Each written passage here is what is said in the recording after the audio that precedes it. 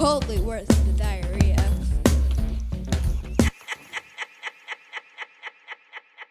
Hello everyone. So this is a companion to the broth video that I previously posted.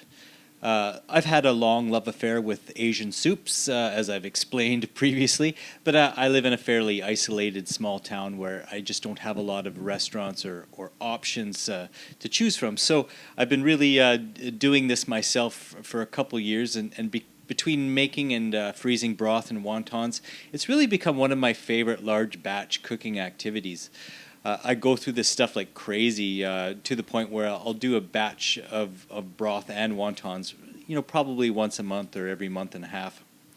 So for the wontons you'll need, and I'll post the ingredients in the description, around 2 pounds of ground pork, 10 to 12 green onions or scallions, 2 tablespoons of sesame oil, 3 tablespoons of dark soy sauce, 1 tablespoon of minced ginger, 1 teaspoon of minced garlic, half a teaspoon of pepper, a bottle of Chinese 5-spice, and 2 packages of wonton wrappers.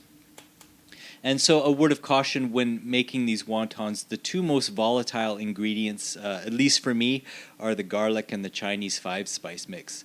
So you should really err on the side of caution with those 2 ingredients, especially the 5-spice mix, which has that licoricey sort of star anise flavor that can overpower your wontons with a sense of deep strangeness. For me, just the tiniest dash of the stuff does it. It might be even enough to just glance at the bottle briefly and leave it at that. Also with the garlic, I found that you can overdo most of the ingredients in this recipe to no great detriment, but too much garlic can result in regretful feelings later. And a really important part of this process is to check your mixture for proper seasoning before you start folding wontons. So just fry up a small amount and taste it, and just make sure you have enough soy sauce in there for saltiness. Another interesting option, which I saw on another video, and I wish I could remember which one it was because it was a great suggestion, was to blend the wonton filling, or even just hit it with a stand mixer in an effort to smooth it out a bit. This has the effect of combining those flavors as well as altering the texture of the ground pork, which I really think does achieve a superior filling. So if you came here to learn how to fold wontons, well, you've chosen poorly.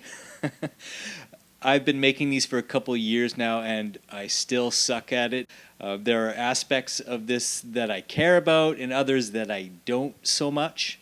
My main concern when I fold them is to get all the air out and to keep that cornstarch on the outer wrapping from getting too wet, because I'll be freezing these before I bag them, and if they're too sticky, they can tear holes in each other as you try to separate the frozen ones. I like to keep a ramekin of water nearby to dip my fingers in, which I use to wet 2 sides of the inner wrapper. Then I just simply fold it over as a triangle and squeeze out any air that's inside.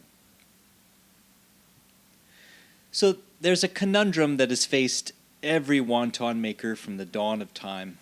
You have X amount of filling and only so many wrappers.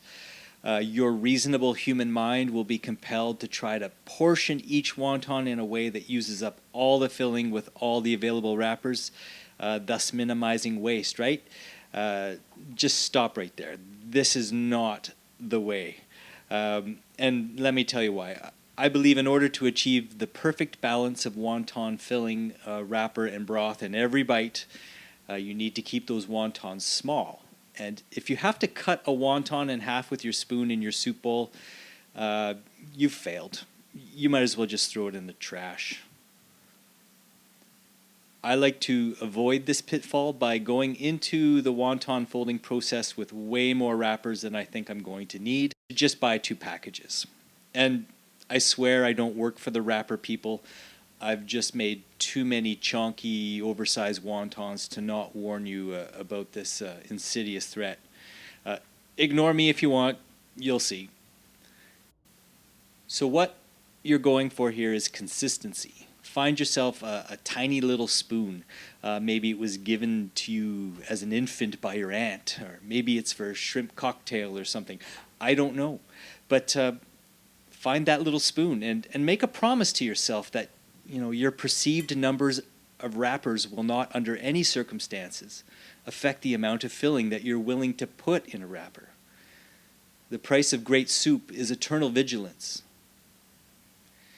And as I mentioned before, I'm packing these quite tightly on a parchment-lined sheet tray, and I make sure there's enough room in my freezer ahead of time, or my deep freeze, to just set these down flat like this. Then I let them freeze, and then I come back in an hour and bag them. When it's time to make soup, I will simmer these wontons at a low boil in broth for about 9 to 11 minutes, and then garnish with some green onions. Another great way to eat these is to heat up some sesame oil in a pan, brown the wontons a bit, and then add about a quarter cup of water and cover and steam them for about 8 to 10 minutes. Then serve with some soy sauce or sweet chili sauce. And there you have it.